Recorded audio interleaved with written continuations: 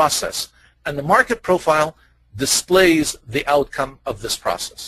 Is this true or is this false? I only see one true. All right, I'm getting some more trues here. Good. I haven't seen a false yet. All right. That's good. That's encouraging. So at least we've got the very fundamental concept down. All market activity takes place within the framework of this auction process. And once you really begin to understand how the auction process works, you are on your way to really applying the market profile effectively. So the key concept about the market auction process is that markets will auction up until there are no more buyers, and then they will reverse down until there are no more sellers. So the auction process is always looking for the opposite of what it finds, and the end of an up auction is basically the beginning of a down auction. That's a very key and important concept to understand when it comes to the profile. Now let's take a look at my second question here. And I promised you the questions would not be difficult, but they're very important concepts. Now I want to talk a little bit about what a balanced and an imbalanced market is. So when the market is balanced, basically equal amounts of buying and selling are present. And when the market is imbalanced, the market is either moving higher or lower in order to find an opposite response. During these periods of imbalance, traders should always stay on the sidelines until the market is balanced. What do you think of that statement? True or false? All right, good. So I have some controversy now. I've got some true and I've got some false. That's what I like. All right. This is really a judgment call.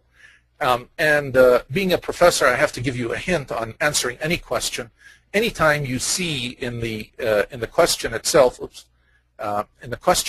if it asks you, let's see, where I wanted to go back to the question, and uses the phrase "should always stay on the sidelines," you know that that's got to be false. When it comes to the market, you always want to stay away from these absolute statements. All markets are tradable, and if you want the correct answer, imbalanced markets actually provide some of the best profitable opportunities when traded properly. So I am always really in favor of looking for an imbalanced market, identifying the direction of that market, and taking a trade in the direction of that market rather than staying out of that market.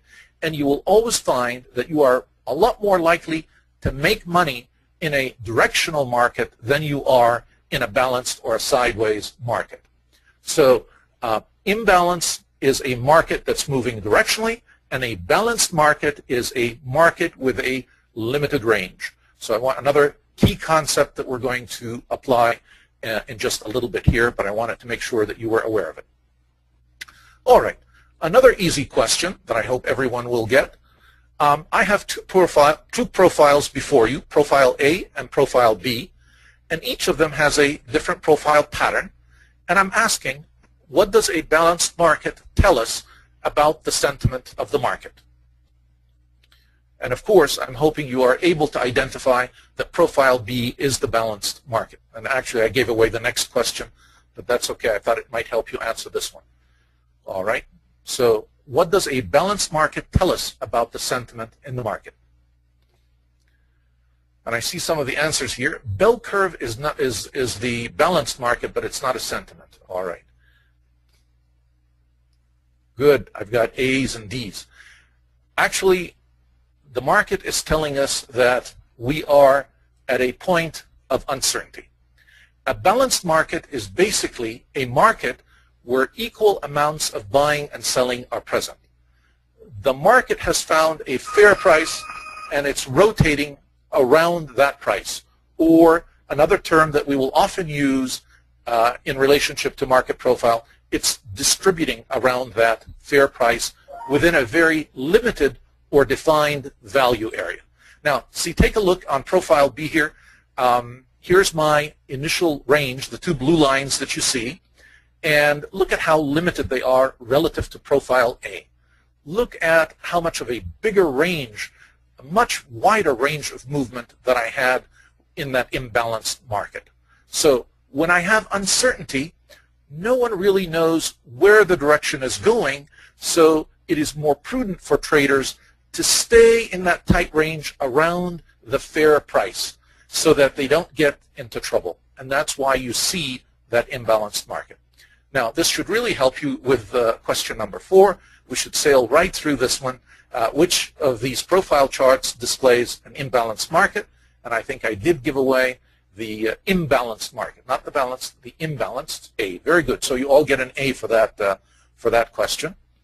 And now we move on to question number 5, the last question that we have and the last key concept we're going to cover, and then we're going to begin applying these wonderful concepts together. All right. For a point of control, on a profile chart, a point of control shows us what?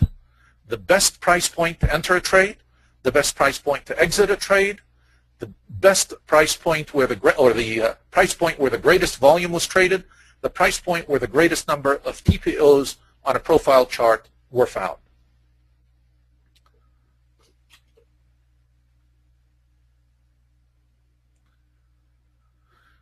Now, I get C's and D's. All right. Actually, now that you mention it, I should have had at the top price point of control, and then the answer should have been very obvious right away. And so let me add that and say, okay, I'm asking about the price point of control rather than the volume point of control.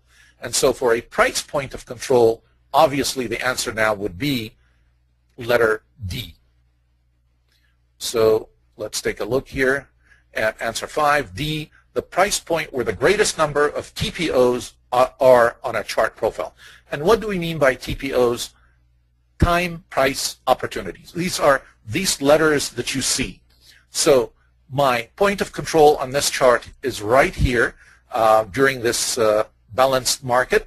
It shows 1178.25. That's my point of control for price. There's always another point of control for volume, but I actually didn't show it on this chart.